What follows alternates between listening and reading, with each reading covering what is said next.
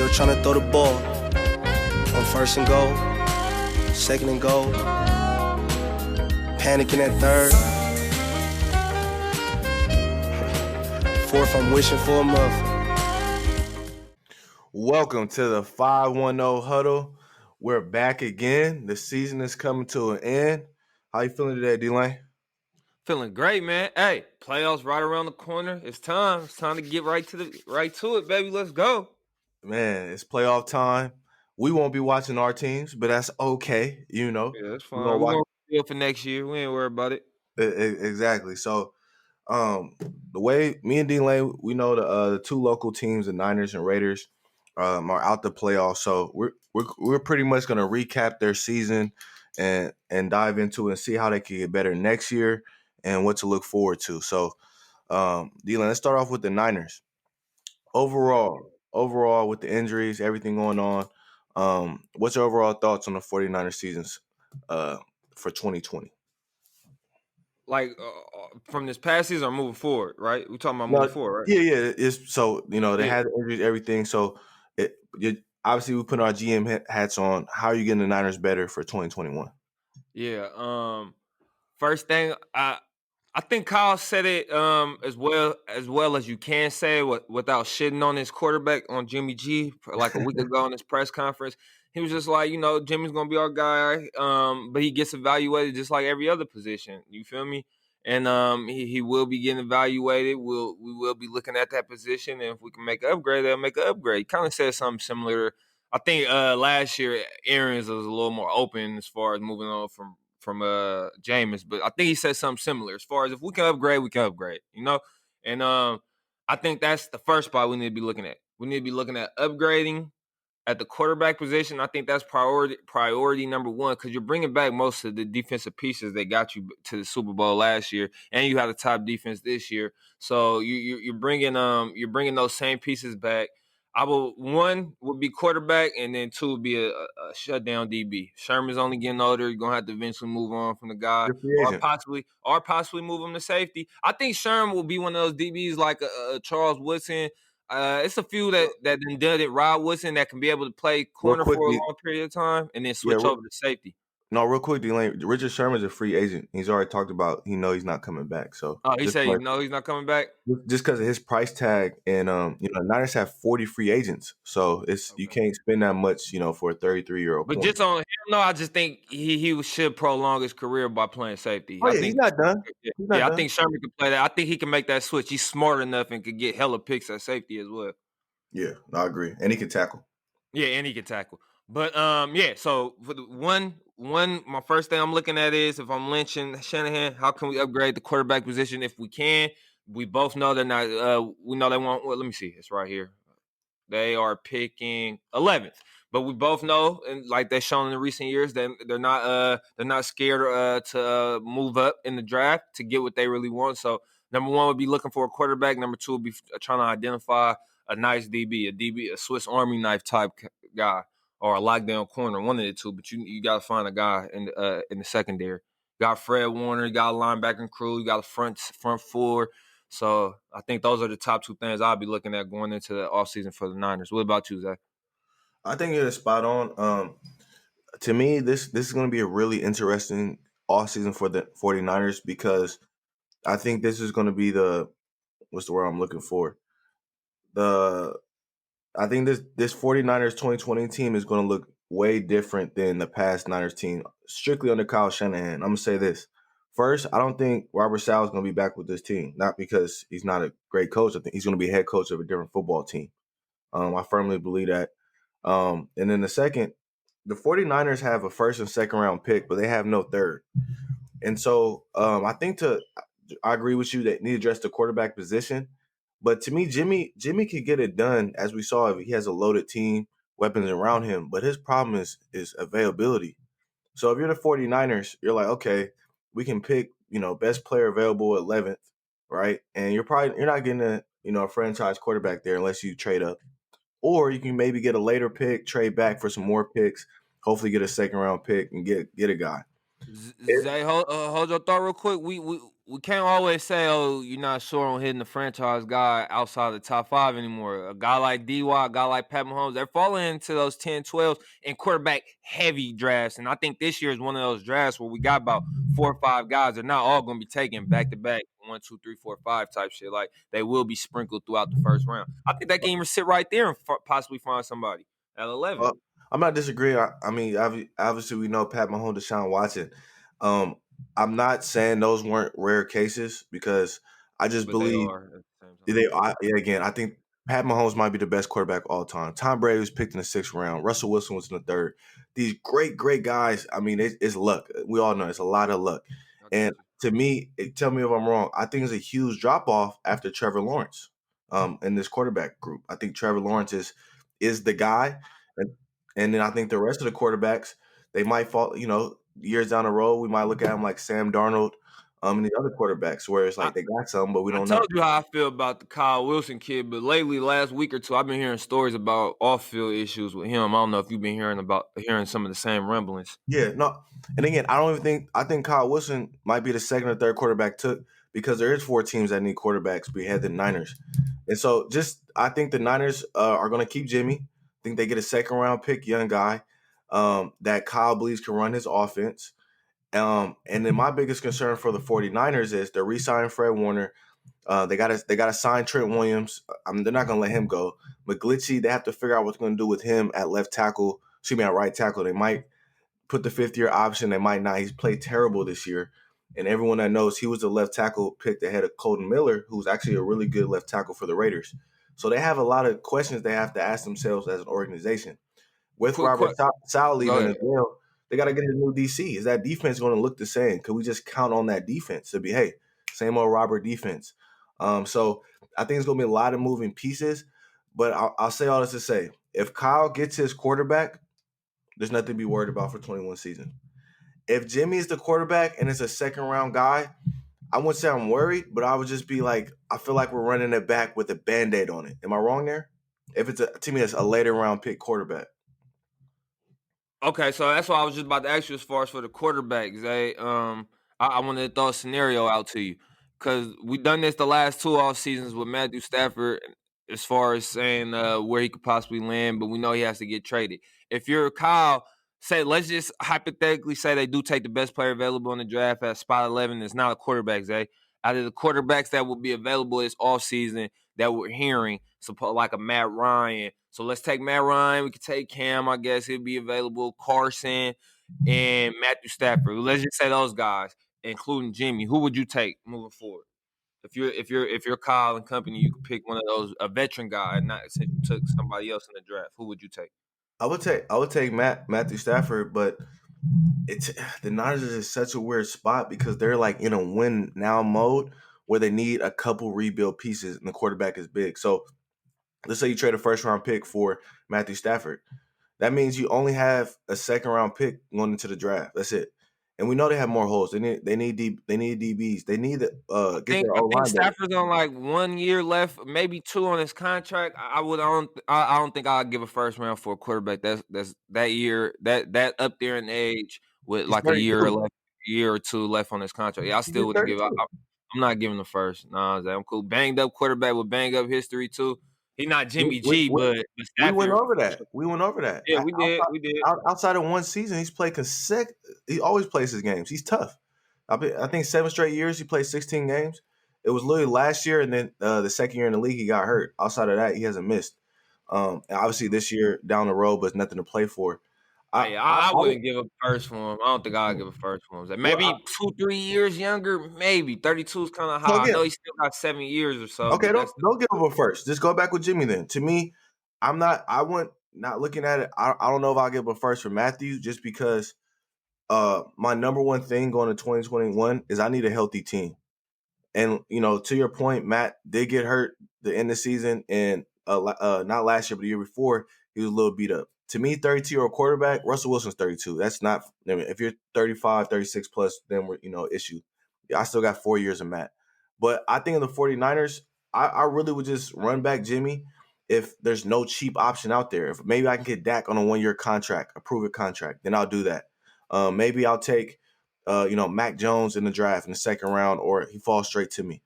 I just feel like the Niners, they need their picks to keep building their team, and they can't sacrifice a lot to get their franchise QB just because they have other holes to fill on the team. On the O line, they have a lot. Their cap space is shrinking. Think about it, after this offseason, they have to pay Joey Bosa next offseason. So they're going to have a $20 million guy at two $20 million guys on defense, $20 million guy at quarterback. Money running out. So that might be another incentive to go with a young guy or trade up in the draft, because it's like, okay, we know we can start over with this contract, get rid of Jimmy shit. We know he got 120 mil something. We can get rid of his contract, bring in a young guy, and that's been the formula the last 10, 15 years or so with Russell and Now, Carson and now Goff let and me ask guys, you this. like keep them on their rookie contract and build around them while they're on their rookie contract. No, I 100% agree. I think that's probably the right move. This is the down. I won't say the downside. This is the risk. What if you miss? Yeah. If you miss on it, this is the most important offseason in Kyle Shanahan's coaching career. Because if you miss, you're gonna miss the playoffs next year because you're in a division with two other quarterbacks. Like it's not. We already know this is a good division, right? The Niners. Two other top 10 quarterbacks, if not Yeah, top five, top 10 for sure. exactly. And Jared Goff, when he's humming, he's top 12, right? So, I really believe the Niners. This is the most important offseason in Kyle Shanahan because you're going to be in no man's land. You're going to have a win now team with no quarterback. That is the worst. I mean, they'll be. You don't want to be like the Bears, right? Where you just. That's what they're going to be if they do not hit on a quarterback this offseason. They're going to put themselves in a huge hole, right? So, I really. I guess I've been beating around the bush. I think if you are the Niners, you have to be like, look, we hit on our late round picks. We can get our depth there. We got our core defensive players. We got receivers. We don't have to worry about running backs. You might have to package that next year's first and a second, and get you your Pat Mahomes, Deshaun Watson, get into that top 10. I think that's what they might have to do. Are they willing to do that? They've never shown to trade up like that, so I don't know. We'll see. Yeah. Would you do that? That's what you lean with? GM hat? Trade those top picks? Go get you a top tier quarterback of your own? And like I said, the guys we're naming, the Matt Ryans, Matthew Stafford, I really don't think you got to give away a lot of It's they're the on their money, back. though. Yeah, money wise. So I don't know how that play out, but I would definitely try to. No, to be honest, I think I'll go the version I said a minute ago. I think I'll try to hit on one of these young guys. Like I said, I think you could drop a Wilson, Lawrence, maybe even a Lance type in Kyle's system, and they should be able to operate, especially with the weapons. It's not like you need a guy to come in there, one of those franchise guys where it's like it got to be all on him from the jump.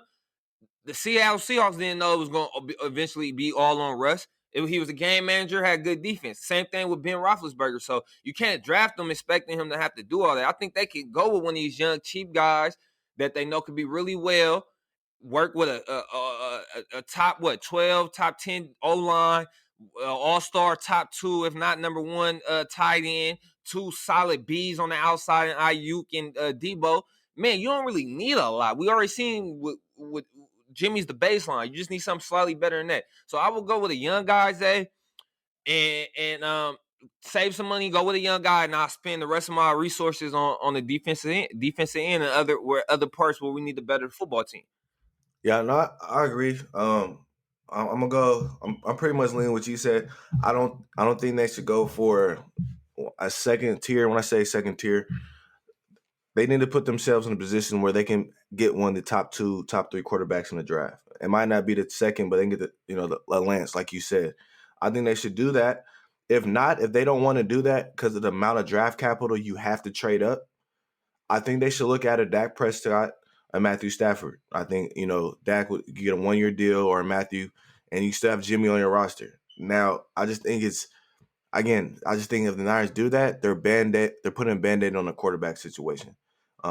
But I think Kyle also, you have to realize, he thinks he can win with anyone. And honestly, I'm really excited to see this offseason because we're going to really see how Kyle values the QB position and what he likes. We never really know. We think he just likes the game manager guys. We're going to see this offseason. So that's the exciting part if you're a 49ers fan. So, Yeah.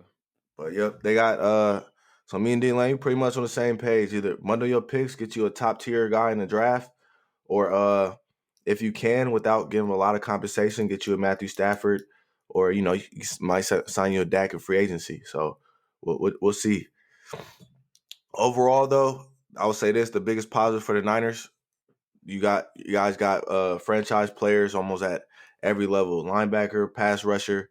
Uh, your rookies are well. You got a good coach. You guys been drafting well the last couple of years, so there's a lot of positives there.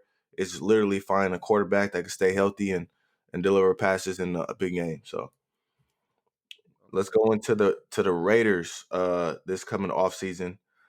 So with the Raiders, obviously their season was a little different than the 49ers. They had their quarterback all year. They just are atrocious on defense, and their offense. The offense had to be perfect all year, and put a lot of blame on John Gruden for some of his, I would just call it, game management throughout the season and at the end of the season. So, but we know John's on a 10-year contract, so we can't say new coach, do this, and that. Obviously, they get a new DC. But what are the top 3 things you're going to do this offseason if you're the Raiders, in charge of the Raiders, D-Lane? Top 3. Number 1, go get Wade Phillips. That's what I want for you guys to pick up, but you need to get a DC. We got the names of like Raheem Morris out there, so you can look at other guys as well. But I'm all in on the Wade Phillips train. He was there manning the defense for the Rams just a few years ago when they went to the Super Bowl. Had those guys playing at a top level with Talib and company and Marcus. So I'll definitely go get Wade. That's the first thing I'm doing. I'm looking to revamp that defense, go get Wade. Second thing I'm doing, I think you guys are in the same predicament as Dougie P and my Eagles as far as on the offensive side of the ball. You guys just need a fresh mind. That's all. A fresh new young mind to come in and collab with Gruden, man.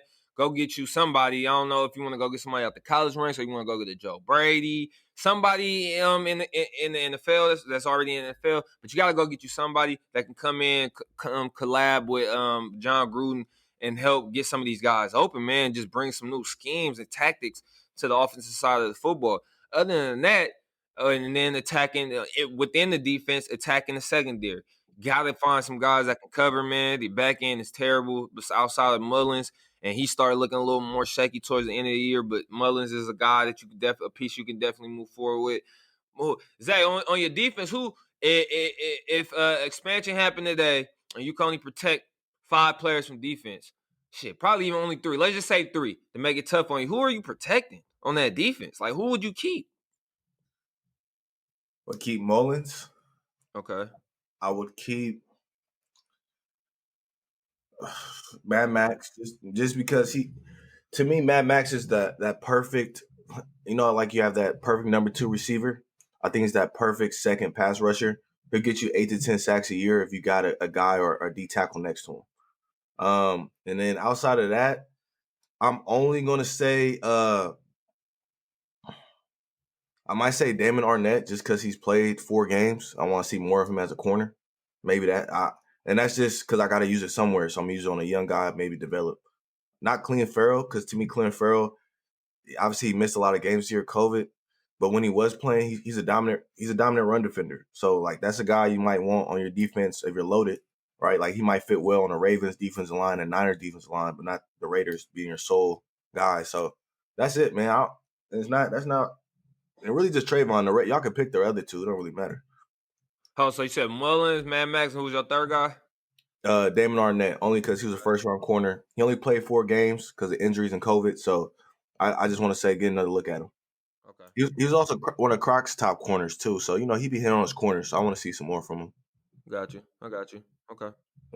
So that's why I go with my top priority is Atlanta top flight DC. My eyes would say Wade Phillips. Then I'll go get somebody to collab with John Gruden on the offensive side of the ball, a coordinator or whatnot, and then I'll attack the defense, secondary, linebackers, pass rush. I like that. I like that. Honestly, I can't. I really don't know what to. I have the same plan as you have, D-Lane. Go get you a top flight DC. Wade Phillips, Raheem Morris. Those 2 are going to be available. Both Raheem has long connections with John, so that could be an option. As well, you got to bring a fresh mind in there on offense. I think he needs to reboot this coaching staff a little bit. And John, just to be a positive, he has addressed his weaknesses each year he's been with the Raiders. Last year, we're last in third quarter points. Like again, we're top 5 in third quarter points this year. The red zone, we struggled in the red zone, right? As far as many red zone trips, we improved our red zone trips, but we're not converting enough touchdowns. So I think John will look at where he needs to improve as a coach, and I'll say that's the only positive is he's improved in small areas since he's been with the Raiders. And then the last piece, I agree with you. I think there'll be a perfect position to draft to get a safety. This year, fortunately for the Raiders, is a really good safety draft. We got Holland, one of the top safeties out of Oregon this year, who could fall right to that spot. Also, obviously from Odell, Oakland kid. We also got the safety from USC. There's another safety. I'm blanking on his name from Miami. So I was reading there's a lot of good safeties. So I think the Raiders need somebody over top they can depend on. The Raiders have only over the last 2 decades have had one guy, Charles Woodson, that's been able to play over the top. So that's essential. They need someone, and I would say this: Rob Marinelli, the last 2 games at the interim DC, he's only playing John Abram in the box and pretty much middle linebacker on passing down. So you got the intermediate over the middle, or he's blitzing. So I think wherever DC comes in, you got to maximize Abram. 10 more pounds, hey, you're never getting out that box. Just watch Jamal Adams. That's all you're going to be. So I think that's a small positive. Now, the Raiders outside of secondary, they need more players. They need a pass rush. That, to me, we can improve the secondary, but there needs to be one guy that the offense has to worry about to rush the passer. So I'm gonna add that third one is add a safety, add a pass rusher. If the Raiders can get DC, pass rusher, safety, those 3 things in the offseason, and then to me, the cherry on the top would bring young OCN. And yeah, I think we'll have something there. But to me, the least likely to happen is John bringing a young OCN. I would love to see it happen, but I think that's the least likely just because John is. I think John. It's too much pride. Yeah, I definitely can agree with you on that right there. Zay, John just has too much pride. He's hands on with the offense. I don't think he's the collab type of guy, but he needs to get somebody in there. No, exactly. Now the Raiders, as far as cap space, Derek Carr, his cap hit isn't that high. They actually have some cap space that's going to open up a lot next year. So they're talking about re-signing Nelson Aguilar. So I think their offense is going to be, I think, better, even better next year, right? With the young pieces getting better. The O-line wasn't healthy all year, so I think that'll improve next year. I think offense is just developing young talent you got there and improving. I think improving in small areas and red zone efficiency. This whole offseason needs to be how to be even more efficient on offense and everything defense. I mean, John, you need to see it in every defensive meeting. It has to change. It has to. And I don't think the Raiders. I don't think the Raiders can ever make the playoffs consistently until they have a defense that can be at least in the top 18, the top, not middle of the pack, man, top 18. Because John, we've seen the Raiders have top 10 offenses plenty of times over the last 18 years, and missed the playoffs. I remember the Raiders with Kerry Collins. Won 5 games, had the 8th best offense. You have to have a defense. So we'll see how the Raiders address that. Do you know any of the top defensive free agents just off the top of mind?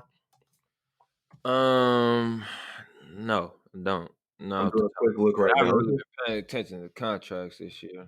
Yeah, I mean, weird with the corona shit. it's we still got a week left, so let me here's the I'm just gonna name a few of the free agents. Leonard Williams, he's probably gonna be the top one, 27-year-old. We got Jadeveon Clowney, we got Justin Houston. Yannick Ngakoue is also a free agent this year, right? He's been traded twice. Actually, it's Everson Griffin. There's a DeMarco Autry. So it's some defensive pass rushers. Tok, he's going to get a chance next year with the Raiders. I know he was hurt when they signed him, so it's some decent free agents out there. Hold on, let's check out the safeties, secondary, real quick. And for anyone that just wants to look up free agents or cap space, just go to spottrack.com. It's all the accurate stuff. Hey, that boy Pat Pierre, free agent, 31 years old. Crazy. Ooh. No, won't be a lot of callers coming. Justin Simmons is a free agent, the safety from the Broncos, but he ain't gonna leave. They're gonna lock him up. Yeah, they probably gonna lock him up. Oh, the second, there's old guys every year. Old guys. My boy, Josh Norman, about to be 34 years old, free agent. Oh no. Yeah. So, but most of the time, the top tier defensive players don't really hit the market. But I think the Raiders can get some depth there, and I believe the new DC is going to help some of these young players. But I'll say this: this going to the Niners and the Raiders offseason. Who do you think can make? I won't say bigger moves, but what do you think will impact the team more? Each team more a top flight DC for the Raiders, or a top one of the top young QBs for the Niners. Only reason why I'm gonna say I'm gonna go with the Niners, because I know for a fact the top flight DC can help improve the Raiders, and we know when their offense puts up 30, they can beat the best team in the world, the Kansas City Chiefs. But I'm gonna go with the Niners because we already seen what they could do with Jimmy G at quarterback. So imagine if they just get somebody that's slightly better. Shit, they're right back to the Super Bowl, if not champs. So I'm gonna lean with the Niners on that one. Yeah, I mean, I'll lean the Niners too, just because when And I you trust know their you front. have a I trust their front office a little more, Zay, than your front office. Sorry. oh, of course. I mean, look at the results. It's not debatable. I just believe. Also, I just when you know you have a top 5 coach, I just think it's easier to just hey, he's gonna get the most out of him, right? Now, have they missed on some picks? Yes, the Solomon Thomases, the McGlincheys. I mean, we forgot all about Foster, the linebacker from Bama. So they missed on some, but they've hit on Ayuk, they hit on Debo, they hit on Fred Warner. So I mean, Joey Bosa, when you have the second pick in the draft, you hit on that. So I think they'll be fine. What's crazy though is, let me ask you this: let's say that a weird injury happened next year, or Niners fall short of playoffs. What is your thing as an organization after next year if they miss the playoffs? From just not like they suck, they're just weird, right? They win 9 games or something. They just look on Hold on. outside looking in. So I'm gonna answer your question with a question because I was damn near about to ask you something just like that, Zay, and I want your thought on it. How? Because you said something a minute ago. Yeah, we all been calling Kyle like a top flight coach. We get it. He can call plays, do his thing. But what have you religiously said? He only has one winning season Yep. as a head coach. Okay, so my question to you is: let's say the Niners don't make the playoffs. They just have another. They can be even 9-7, 8-8, regular. Winning 500, floating around 500 again, but they miss the playoffs. Are you starting to look at Kyle? And let's say they take a young quarterback or whatever the quarterback situation is, they don't improve on the quarterback situation, and they miss the playoffs again next year. Are we starting to look at Kyle different? In a weird way, I think we look at Kyle different, and I wouldn't say different as a coach. I just look at it like this: Bill Belichick had to leave the Browns to become Bill Belichick of the Patriots, and we're going to talk about that a little later. Andy Reid became just nonstop top 2, top 3 coach when he got with the Kansas City Chiefs. To me, as a head coach, it's okay for a change of scenery. I'm not saying the Niners need to fire him or anything, but you got to say, hey, I've been here 5 seasons. I've missed the playoffs 4 out of 5. This might just be a weird spot for me. You know what I mean? I think it might be one of those. But I will say this: if he misses the playoffs next year, he definitely deserves at least one more season, because to me there has to be our QB's young, injuries. There has to be something to it, or just hey, the NFC is loaded and we missed by a game, right? Okay. But it's like I said, it's gonna be the weirdest situation where I think everyone in the league, the average fan, will say Kyle's a top 5 coach. Then we're like, why has he missed the playoffs 4 out of 5 seasons? You know what I mean? So it will get really weird. I don't think we'll ever really see a situation like that. I mean, even when Andy Reid got let go of the Eagles, he had consistently was making the playoffs, NFC championships. He's had some weird years towards the end where he didn't have his quarterback, right? He needed a fresh start. So it's going to get weird. I mean, what would you do as ownership? Would you just be like, hey, Kyle got one more year after next year, or what would you think? Is it one more year left on his contract after next year? I thought he signed an extension. I thought he did. Yeah, I was about to say I think he did sign an extension. I would give him one more year, but we definitely just kind of looking at him weird. It's like, man, when it's in like I get it, we get it. You got to the Super Bowl, but it ain't like you won it. Guys win the Super Bowl. You can win one Super Bowl. Some guys win one Super Bowl and have a few bad years afterwards, and then shit, they let go. Some guys win two and then they let go. Like a guy like Tom Coughlin, won two in like 4 years, then have a couple down years, and he's gone. Yeah, So it ain't like your one good year, Kyle. You won it. I mean, you got there, but we got stuff. We got like it kind of pains you because you know he's a good guy and you know he knows what he's doing, especially on offense. But it's just like, man, like, are you know what I'm getting the feel of with him is like, or after this year, you might have to start giving him like that Mike D'Antoni eye, like, damn, you all offense. I'm not saying your defense is trash. It's just you're not getting it done though on the other side of the ball. You're not just winning the big one. You're not getting it done on. You're not getting it done on defense when it counts in the Super Bowl against Pat, and you're not doing it, and you're just not getting it done, man. I don't know. You're not getting it done. I'm starting to get that Mike D'Antoni feel. Like, will Kyle just put up numbers, have a good offense every year, but never be able to win the big game? Like, is that the hole we're going down? He already been to 2 Super Bowls and jacked off 2 of them. Like, well, I don't know. Zay. Kyle has a weird aura around his resume. That's all I can say. it is, and then when you start missing, you start looking at that Super Bowl season different, right? You might start asking, was the NFC just down that year, right? The Niners had the most Pro Bowlers last year, and so it's like, okay, team of most Pro Bowlers, obviously the best team in the league, or go to Super Bowl, right? I'm sorry, they were second behind the Kansas City Chiefs. So it's you start looking at stuff different. So I will say this though, I think the Niners will be fine, and I think Kyle, you're going to see the best Kyle next year because he's not going to keep. He has pride as a coach. I think we're going to see the best Kyle next year. But there's something. We'll leave off here. On the John Middlecoff podcast, they talked about what is your worst year as a coach? What does that look like, right? For example, Sean McVay's worst year is 9-7. That's his worst year as a coach. So is your bad year like a 7, 9, 8, and 8 year? Like, that's okay. Bad years happen, right? Or is your bad year consistently a 5-4 win year? And Kyle, right, he's going to win 6 games this year, right? The other years he's won 4 or 5 games. So it looks bad when Kyle doesn't have his quarterback. Stuff isn't working. And I will say this: the quarterbacks think about it, he's kept C.J. Beathard and Mullins on that roster for 4 years. He likes those guys, right? I would say that John Gruden, and then not same level coach at all. He was over his backup quarterbacks when they go get Mariota instantly. So this is Shanahan's record with the Niners, right? Overall, he's 30 wins, 35 losses, below 500. Postseason, he's 2-1. Postseason, he's 2-1. In regular season, he's 28-34, below 500. Yes, it's big boy all season, and we've seen. And to me, I judge teams off other quarterbacks. Like, think about this: Steelers play with Mason Rudolph. I think we all agree that Mason Rudolph's probably on the same level or worse than Mullins and stuff. And the Steelers went 8-8 last year. So, and again, I know the Niners have injuries, but they still have all-pro linebacker Fred Warner. They still have ballers. So his first year they went 6-10. Their second year he went 4-12. Didn't improve. And the year after that they went 13-3, won the Super Bowl. And then this year, he's at 6-7 games. Six games. I don't think they'll win. If they win, they'll be at 7 wins.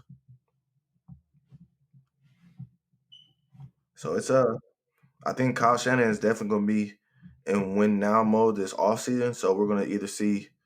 That's where it's really hard for him to see him trade multiple picks to move up. That's not in his nature, unless he's like, fuck it, I got to get something done. You know a name we didn't. I don't know if you brought it up, but for your Raiders, the name we didn't bring up because you would think John Gruden. This isn't the name, but you would think John Gruden ass would be in win now mode as well. Shit, man. I know you got security, you got long pockets, you got a nice fat contract, but at some point your ass got to win now too. So Kyle, a guy that's been in the Super Bowl, shouldn't just be under that type of pressure. John, your ass need to get something right too. But the name that we need not to forget for the Raiders that John is actually banking on to help save his job is Mike Mayock, who's done okay job, but we need to he needs to hit this offseason. As far as at least with those picks and everything, he got to hit. I 100% agree. I think Mike and John are a package. So if Mike's gone, John's obviously not with the team anymore. So last offseason, I mean, Mike had his first draft last offseason. I'm really interested to see how he does this draft. So I'm with you though. I mean, to me, John's in his fourth year where he has to make the playoffs or moves being made. I don't think Mark Davis he's not gonna sit there another year. I mean, Jack Darrell had 3 years, missed the playoffs, out.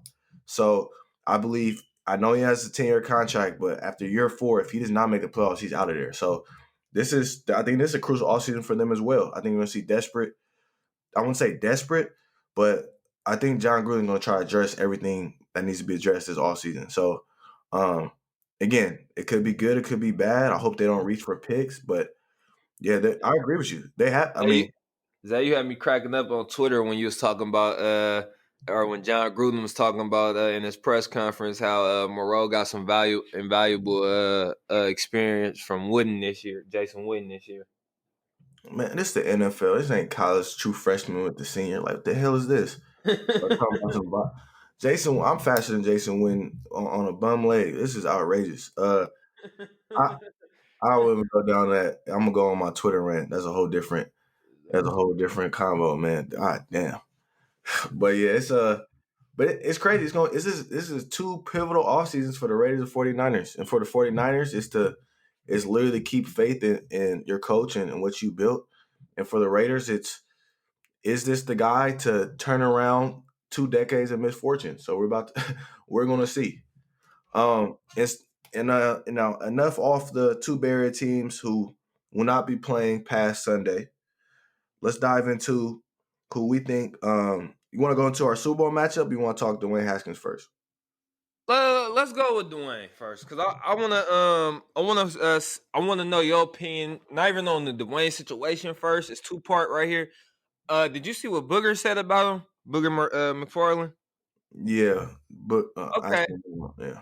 Okay, well, I want to know what you think about what Boog said, because I share the same sentiments as Croc. I don't know if you've seen what Croc said on it, but I just don't understand how anybody could sit there and watch what Boog said and take that he was basically shitting on black quarterbacks or the black athlete by saying, or by basically just highlighting our failures and not basically making it seem like other white QBs and guys like that other guys don't flame out.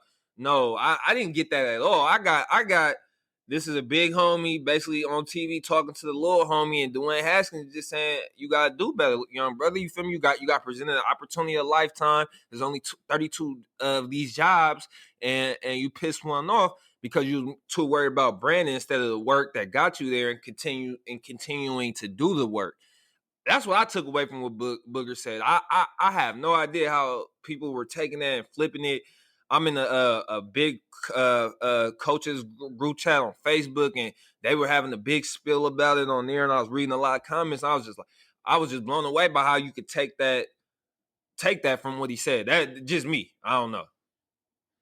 No, I think you made great points. I want to say this, and I'm with you and Croc on this.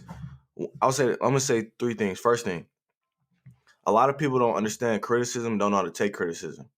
So I think the people supporting Dwayne and just this and that, it's the people that always want to point a finger, or we know in the black community is always they want to blame the man for every issue that's happened. It doesn't matter if Dwayne was white, purple, green, or blue. He was getting to let go. That's a fact for his actions that he was doing.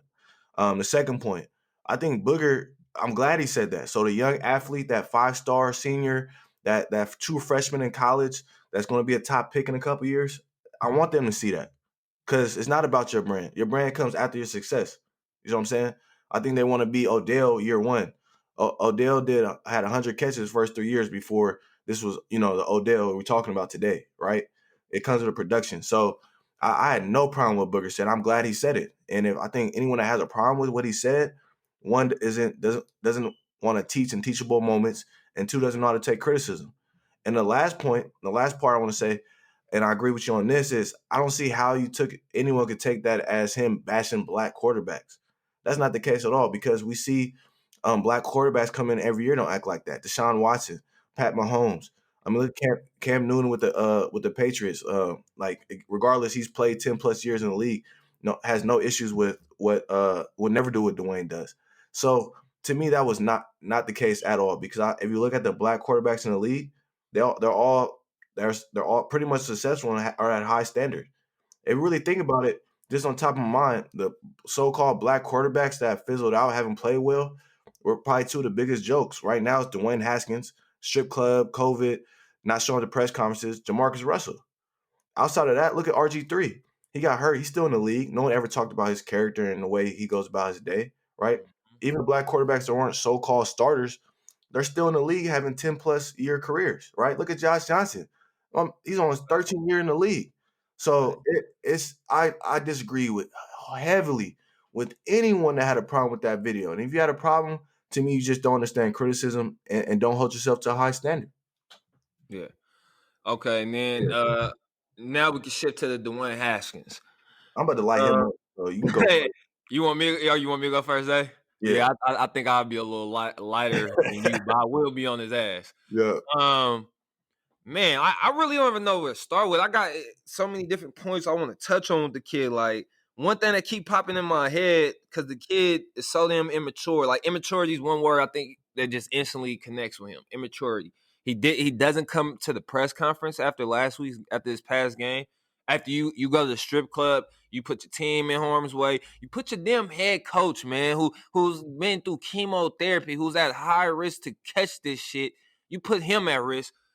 Like, I can go on for that, but then you miss you're not man enough and don't have the balls to go in and talk about it. You put out a shitty performance, so it's not like people are pointing fingers the other way. You're walking down the sidelines. Your offensive linemen are looking at you like you crazy. I should have known that was a sign right there, because I've been looking at him weird all year. Really, if you really peek the sideline, his teammates. So that's how you know this isn't nothing new for them.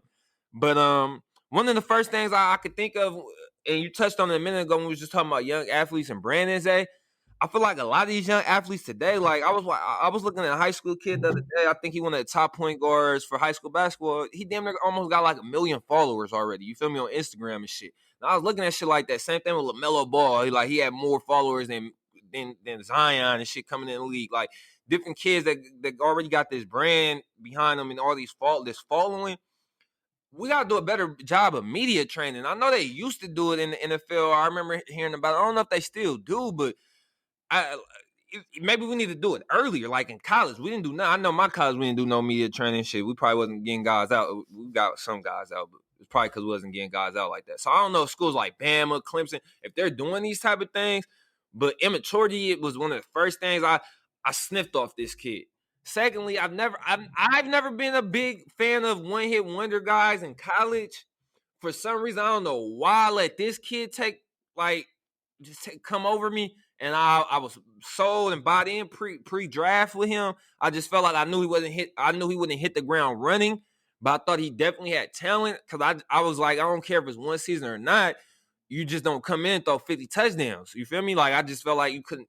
Most guys just don't do that unless you're like a Cam Newton, like differently talented. You know what I'm saying, Zay? So I guess I let Urban Meyer's system or whatever give me a la land on that one. That's the other part of it.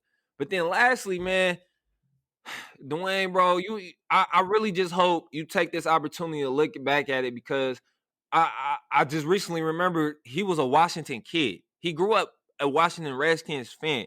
So I feel like this shit just cuts and hurts a little deeper. Like, I feel like it hurt if I was on the Oakland Raiders and they cut me for doing some immature shit, because it's like, that's your hometown team. That's like, yo, people's is like, this your family, the city, you know? So I know it just hurt more. And I just really hope the kid really sits back and reevaluates things, man. And this teaches him, you know, because how can you go from 50 touchdowns, one of the best college quarterbacks, till you get to your favorite team, the team you've been wanting to go to as a kid since you've been watching football, and you just flame out and do the dumb immature shit that you do. And then I really understand what you doing in the strip club, bro. With a do-rag on, silk do-rag on, like you really beaming. You out here throwing tugs left and right. And you not James Harden. I'll let James slide. James coming in dropping 40 balls still producing. Haskins, your ass not even producing at starter level. Barely look like you backup material right now, my guy. So what the hell is you doing at the strip club? That's what I don't get. Your ass need to be studying in that playbook. Yeah, man, I can go on for days about the Dwayne kid, man. I just hope at the end of the day he takes this lesson, learn from it, and move forward, and hopefully he can bounce back, man. That's all I can say for the kid. Yeah, I like how you pointed out the 1 year wonder, because that's always hard to evaluate a player. But this is my problem with Dwayne Haskins. You were the 15th pick in the draft. You were the fourth quarterback took. On top of that, like you said, you went to your hometown team. Every time from day one with Dwayne Haskins, all I kept thinking was, this is Jamarcus Russell. This is Jamarcus Russell. And I never seen that. I just don't know. You was on it though, Zay. You right. You did. You was not sold on him from the jump. From the jump, I light him up on Twitter. This was a year ago. I was lighting him up on Twitter. Again, when his own linemen were laughing at him, not trying to listen to him. Anyone that's played football, it doesn't matter if you're playing Pop Warner, high school, college, NFL. If your linemen are laughing at your quarterback, don't support your quarterback, you have a dysfunctional team. It's dysfunction, right? It's zero leadership. That cannot happen. That'd be like you CEO of a company and everyone laughs at you every time you see it. It doesn't work. But Dwayne Haskins, I'm glad you brought. Ron Rivera had cancer. He didn't give a fuck. I'm going to strip club. He didn't give a fuck that he had threw 2 picks, fumbled, and played terrible, and pretty much took him out of the playoffs. Right? He didn't give a fuck about that. He didn't care enough when he got his job taken by Alex Smith, who has one leg. He got his job taken by a man with one leg, and he didn't care. That didn't drive the fire in him at all, right? On top of that, this man decided not to show up to a press conference. Let me put it like this. Every quarterback in the NFL that starts, it's like an NFLPA rule. You have to show up to your press conference. You could throw 8 picks in the game. You just got to show up to your press conference. He's 23 years old. To me, out of everything that happened, if I was a general manager, I could never sign this dude. He 23 years old, threw a fit and could not address that's some NBA shit. That's some NBA little girl shit, little soft shit. When I saw you didn't show up to the press conference, I said, you're not man enough to go talk about your fumble and your 2 picks and why you got pulled from the game, and an undrafted hinky took your spot. That is outrageous. I don't think he should get another shot. Some guys need second chances. To me, that like unfortunate enough, bad family background. No, he comes from a good family, from a good program. He's just a selfish little spoiled brat. That's what it is. I don't do spoiled brats. I don't want him on my team. I don't see him change. Think about it. Your coach has cancer. Your coach is Ron Rivera. You've been coached by Urban Meyer, Ron Rivera, and you still can't get your shit together? Who's going to get you right? Who? If them 2 coaches can't get you right, and you come from a good family, you don't come from some broken home. There's too many resources thrown at this man. To me, he needs to be on rock bottom. He needs to be out the league for 2 years, maybe to turn that leaf. It's embarrassing.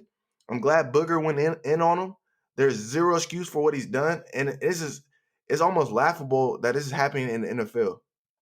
This is laughable, right? And I still can't get over it. I couldn't get over the strip club, but to me, yeah, the not going to the press conference after a game, that just shows how weak of a man he is. Extremely weak. So to me, what, in a year he's gonna turn that switch on? Like, what are you gonna tell GM? Like, why should I sign you? Right? You don't respect your coach, and that's Ron Rivera, one of the most respected people in NFL in general. You don't ever hear players speak down on Ron Rivera, right? Ron Rivera was Cam Newton's biggest fan, so it's like I think Ron Eric Reed back into the league. Exactly. Ron Rivera is a coach that probably, if anything, advocates for black quarterbacks. If anything, right? And so I think it's embarrassing and disrespect that Dwayne Haskins towards his team, towards Ron Rivera, towards his family, and towards himself. And so he's one of those guys. I don't think he should get a second chance. We don't need that in the league. You made your money. Go be coach. Go do something else in your life. I think you made $10 million. You're fine. You spent that all. It's on you. I'm disgusted. Again, he doesn't come from a broken family. Right. Yeah. That's my biggest thing. We got a lot of dudes that come from low income areas, single moms, just tough situations, and they have. I wouldn't even give him the excuse for that, Zay, because you already highlighted it, bro. I forgot to even mention he got a spot taken from a guy with one leg. You trick off a playoff position for your team. It's already been multiple things where it's like, all right, damn, or multiple setbacks. He already didn't face small little bits of pieces of adversity in his football career where it should light some damn spark under your ass to make you want to get right and do right, and you can't. And they already gave you two. Yeah, you're right, bro. Before you went, I was thinking he should get a second chance. Get back. Nah, I'm off it, man. I'm off it. Yeah, you had too many chances, bro. And you effed them off with a prime position. one of the 32 jobs that's rare to come by in your hometown, your home team, and you trick it off like that on multiple occasions. Getting benched for a guy on one leg that can barely move, just had 17 damn surgeries in 2 years. And you can't beat out him or get your spot back from him. Yeah, man, it's over with. It's cookies. See, career's cookies. 100%. And to me, character is really hard to fix to me. Especially at a position where you need to be a leader, right? Let's say Dwayne was a wide receiver, just fizzling out, dropping a lot of passes. And let's say he had all the physical tools. Some team going to take a gamble on you because you know what? I just need you to be an average. And when I say average, character-wise, I need your character. Didn't he come out of shape last year, Tuesday? Come into camp last year, like out of shape? Yep. Yeah, I just thought about that. Had to lose some weight. Yeah. So to me, but at the quarterback position, it's like this. This is how I look at the quarterback position. You need to be that level of character that, you know what, I want my daughter or sister to marry you, right? At every other position, you could be that boyfriend. They could date, ain't the best guy, but that's all right. Quarterback, I need your character level to be marriage. If it can't get to that, you can't be on the team, even as a backup, because we know how much those backup quarterbacks are leaders on the team, helping young guys out that aren't getting reps. You know what I mean? So, again, yeah, I guess it's harsh to say. I wouldn't give Haskins another shot. He got to go play in some little league or something. I need to be hearing from outside sources that this man changed the switch, and it's going to take 2 years, not some offseason. So I'm out on Dwayne, and, he's had a million chances. Why give him more? And think about it. He ain't shown any hope of talent. Like, maybe he got some. So it's a wrap to me. It's a wrap. Too many guys in this league. Like, think about this. Dwayne Haskins, if he's on a spot, that's taking a spot away from some guy like a Josh Johnson, top character guy, right? That's been in the league for a while. No, that's not. Nah, it's a wrap, and I have zero sympathy for him. So that's all I gotta say. Right there with you, Zach. Yeah. Last point. I forgot. Jay Gruden was out on him, so you got multiple coaches that just out on you, like that in a 2-year span. All it took was a year for him to be around you. Like, I'm done. That's what's sad. So off to Dwayne. Obviously, on a positive note, if you're a young dude, just come in, work, stay on social media, and stuff will work out. Especially if you have the athletic ability. D-Lane, if you was 6'4", 220 with an arm, you'll be a starting NFL quarterback right now, without a question. But it's not the case. So, hey, man, I've always been a believer of, hey, I'm all about the bag, all about the branding, money, followers, whatever you want to do to bolster your profile. I'm never knocking an athlete for that, ever. But it can never. And this is why we're going to have to talk about this later, Zay. He's not the smartest off his playing field because of some of the shit he's done, domestic violence and whatnot. But as far as handling his money and just his career the right way and branding, Floyd is one of the best ever. Floyd Mayweather, just branding, because he never let that shit get in front of the work. And that's what I want these young athletes to understand. Never let that branding and bolstering your profile get in front of what got you the platform in the first damn place. Don't ever let that shit come first. Then you always gonna lose. You always gonna lose when you put the shit before the work. Whenever you put something before the work, man, it's always going to be a decrease in play. It's always going to be a decrease in play.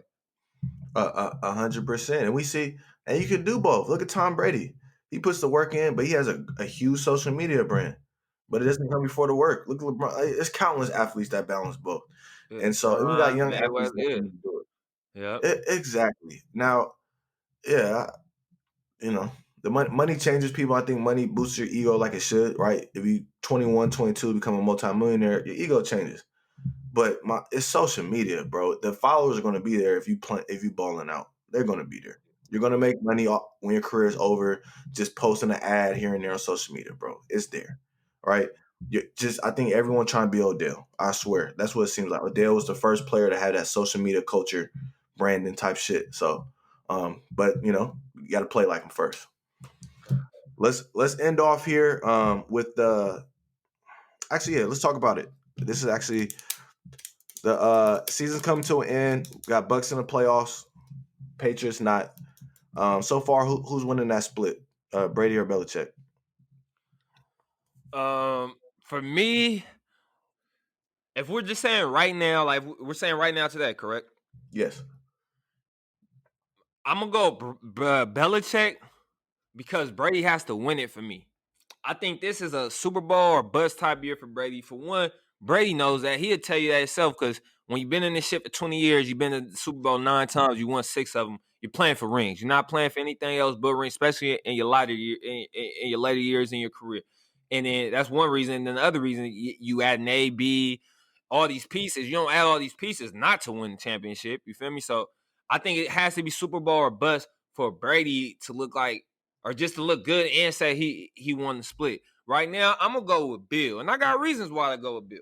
Most COVID injury riddled team this year, not be injured, but like through COVID, they've been the worst team to get hit by COVID this year. Was the New England Patriots. No offseason, didn't get your quarterback until late in the offseason, and that's partially on Bill. A lot of the cupboard is bare because of Bill. But still, he had these things to work with going into the season, and he still was able to come away with 7 wins. What they sitting at 6-7 wins right now? Yeah, they might end off with 7. 7, and that's respectable for me. Just especially with the weapons that he had, the lack of weapons, and really the lack of talent overall on the roster They to had the win most 7 opt-outs. games. I think that's what I'm trying to get at. I think Bill got the most out of his roster and the talent on this roster. I don't think any other coach could probably win 1 or 2 games with this roster, to be honest. With Cam at quarterback or Stidham, whoever you want to play at quarterback, with this roster, I don't think can win that many games like Bill did. So if we're just saying right now, as of today, I'm gonna go with Bill because I think he did more with less this year, and Brady has all the weapons in the world. You got to get it done for anybody to say, okay, yeah, you won the split. That's how I see it. What about you? And I thought we was gonna have some disagreement here. I'm with you. I think Belichick's winning so far, because I think the Buccaneers on paper are probably, I mean, next to the Chiefs, the most talented team in the NFL, just on paper as far as players they have. And so, and they're not the best team in the NFC. I mean, we're not even talking to them as the best team in the NFL. So I think Belichick is definitely winning that. And let's remember, for Patriots NFL fans, when they won the Super Bowl, the Patriots have not won a Super Bowl if they scored more than 20 points. They won Super Bowls when they're 17, scoring 20 points. It wasn't Tom lining teams up. It was a dominant team led by Bill Belichick. Now, not taking anything away from Tom Brady, because every time they were down and out, he he wasn't going to lose you the game. That's a fact. He was going to go out there and win it. Facts. Right? Bill Belichick was out there throwing the ball, wasn't on those last drives. Now, Bill Belichick always had his teams prepared. And to your point, I think he maximizes his rosters. And so I think Bill did that this year. And Tom has to win the Super Bowl. I mean, at least at very minimum, be competitive in the NFC Championship game, because his roster is loaded. If Tom was on a team that was just an average roster, right, then we wouldn't. This would be a real debate right now, right? Like, hey, Tom got his average team into the playoffs, right? Let's say Tom went to the Raiders this offseason. There was rumors for that, right? And they're in the playoffs. I think the head nod would go to Tom. Like, hold on, he took a team second playoffs ever in the last 18 years, right? I think that would look better. But bro, no one has better offensive weapons in the league on right now than Tom Brady with the offensive coach. So with a good defense, I think it's Bill Belichick, and I think we're going to continue to see that, because if he won 6-7 games with this roster, the opt-outs, no quarterback, can miss multiple games of COVID that it might have won, I think he's going to win 9 games with an average QB next year. And Tom, you think, I don't know about the Bucs, but I don't see Tom. Tom's going to fall off a cliff. And he slowed down this year, but Tom is going to be worse next year. That's just Father Time is a fact. So this year was, I think, the year Tom can show that he's better than Bill, or he was the reason. but he has to win a Super Bowl, to your point, and that looks really, really, really tough right now. So, as we know, football is a coaching game, right? We talked about just recently with Kyle Shanahan. Give him an average QB, he gets you to the playoffs. So, I think Tom's the GOAT. No disrespect to Tom, but Bill Belichick. You go to eight Super Bowls, you got to have a top flight coach. And to me, this was always the deal breaker. The year that Tom Brady was torn out for the year with torn ACL, Bill went 11-5. Now, I think they're only team, one of two teams in NFL history to win 11 games and not make the playoffs. It was like that weird year. The Browns are really good. Remember, um, he didn't make the playoffs, but he won 11 games with Matt Castle. With Matt Castle. I think it was the year of Browns, and did the Jets make it too? Was that Matt Sanchez and Rex Ryan year? Yeah. It was a weird year with some of those weak ass teams made the playoffs. They're both, I think, had 2 12-win teams that weren't division winners. So, but yeah. So to me, Bill already kind of had the nod of like, this is my machine, So it's going to be interesting. To me, there's nothing wrong with it. There's nothing wrong with it. To me, it's like MJ and Pippen. MJ left. The Bulls still went to the playoffs and to the finals. I mean, the conference finals. But Michael was the reason that it was running. I think Tom, same thing. He's one of the best ever, but Bill had it running. And there's no knock. And to me, to have that machine, you have to have a top coach and top QB. And I think we're lucky enough we kind of see it right now with Pat and Andy. Gotcha. Because imagine Aaron Rodgers with Bill Belichick. I think we see another dynasty with that, right? Aaron Rodgers, to me, never had a Hall of Fame coach, right? Imagine Russell Wilson. Again, Pete's a hell of a coach. Imagine Russell Wilson with a top offensive coach, right? So it's a lot. It takes a lot for that quarterback to match up with the top coach, and we were lucky enough to see it with Tom and Bill, and we might be lucky enough to see it right now with Andy and Pat. So, real quick to end off, your Super Bowl matchup. Oh, you want to do that? Yeah, and you got to stick with it. We got to ride it out all playoffs. All right, well, yeah, I think I'm gonna rock with what I said. I think preseason, before the season, I went Chiefs Saints. I'm gonna rock with it. I'm gonna rock with the Chiefs and the Saints, and I'm gonna go 30-24 Saints. I mean Chiefs. Excuse me. Chiefs. I really want to put Seattle in there, Zay, but I want to see Drew try to get there one more time before he hang it up. But go ahead. I'm really excited for this playoffs. I think we're going to have two amazing conference championship games. I believe it's going to be Bills Chiefs in the AFC Championship. And this is a different tune from me. I haven't said this all year. I think we're going to have Chiefs Packers in the Super Bowl. And the reason I say that is I don't trust the Saints in the playoffs. I don't, and again, this is partly because of Drew and his age now. What I've seen the last 2 playoffs with him. And the second part to it is I just believe you got to remember that the Packers have fixed their pass defense. They're top 5 in pass defense this year. And so to me, that they match up perfectly well for the Seahawks, and I think it'll be a close game with them. So yeah, I got Packers, Chiefs, and Chiefs whooping that ass in the Super Bowl, because I think that's probably the worst possible matchup for the Packers is the Chiefs. Yeah, I think that would be an ugly. So I don't want to see that. Like, I wouldn't mind saying, just because I feel like A-Rod don't got enough. If Devontae had one more guy with him, maybe. I don't trust the same way you don't trust the Saints. I don't trust the Packers. And like I said, I don't know. It's something in their makeup, in their DNA, man. It's like, I don't know. I don't know how you could be such a finesse team. You play on the frozen tundra. Like, as far as I just don't, I don't even know how to explain it, bro. They're missing something on defense. It's most likely the run D. They're not good at run defense. We all know that for the last 2 years. And then I just feel like when it comes playoffs, when it comes time for the playoffs, it's not like the regular season where you're game planning and scouting for maybe a divisional opponent 2 weeks ahead, and like you just accumulating film and everything for every team you got ahead of you. No, this is week to week basis. Take your win or go home. So I feel like teams would definitely be zeroing in more on Devontae Adams and trying to take him completely away from A-Rod, and then A-Rod got to make it work with the other cats.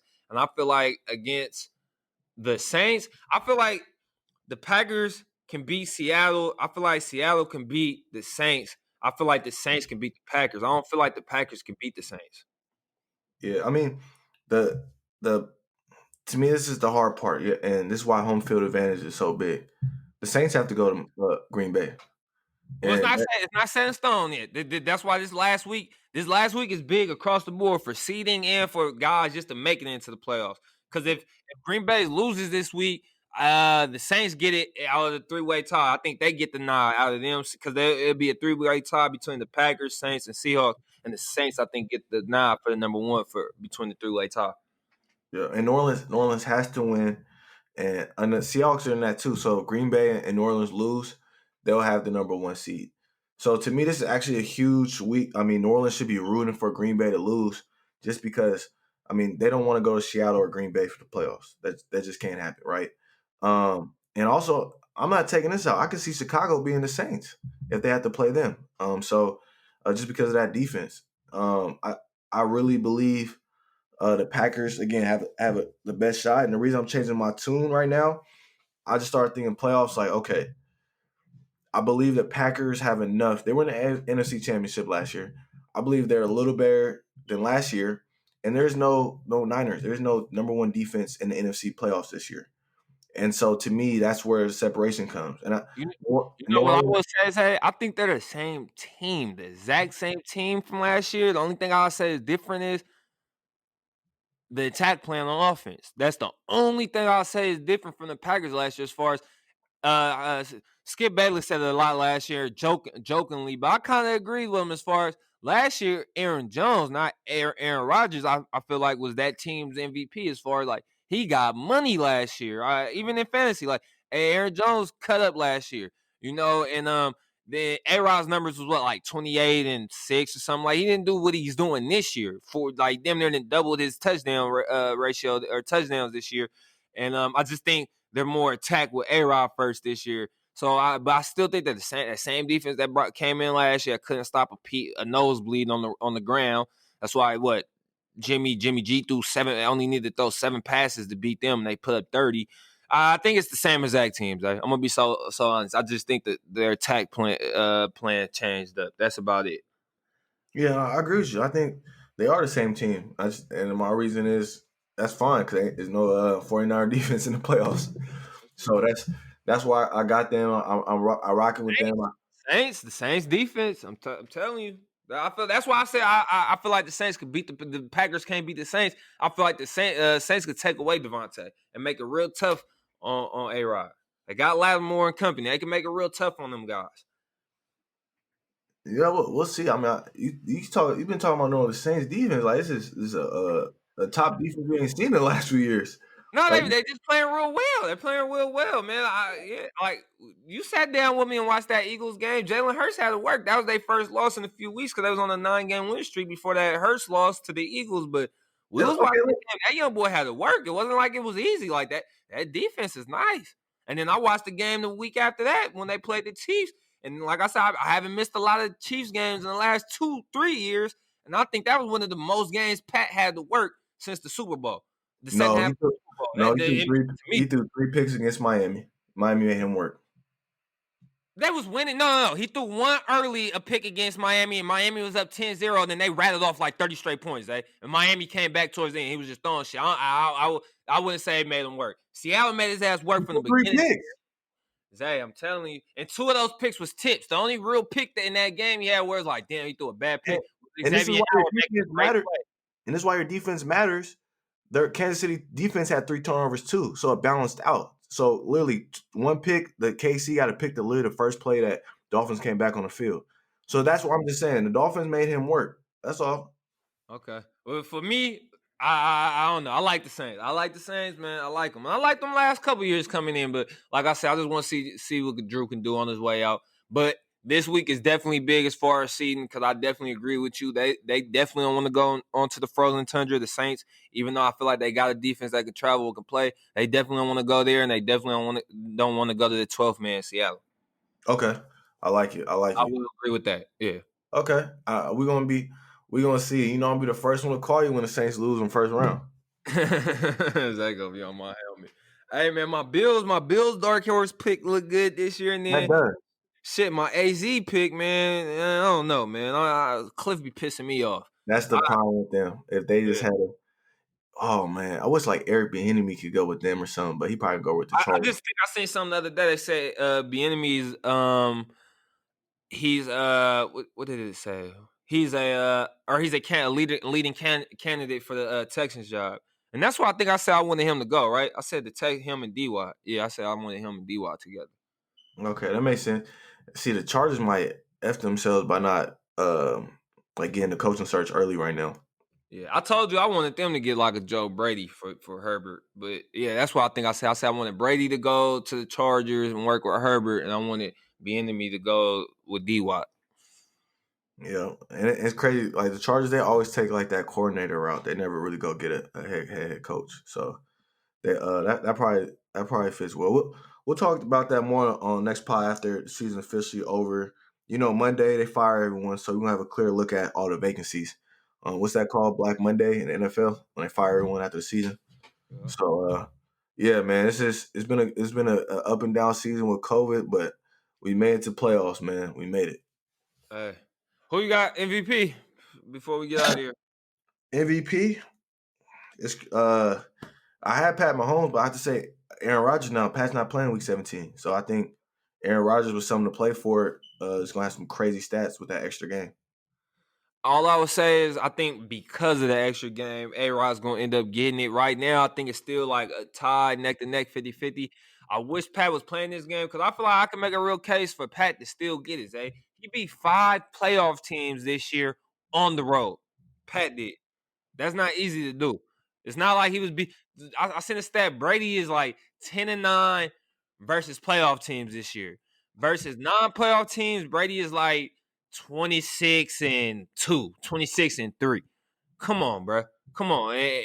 Pat been killing. Pat been killing against playoff competitive caliber teams all year. So I would definitely give a nod to Pat if it was me. I'm not mad if A-Rod gets it at all. And I'll say a close third, I would say it's Josh Allen. Yeah, I guess.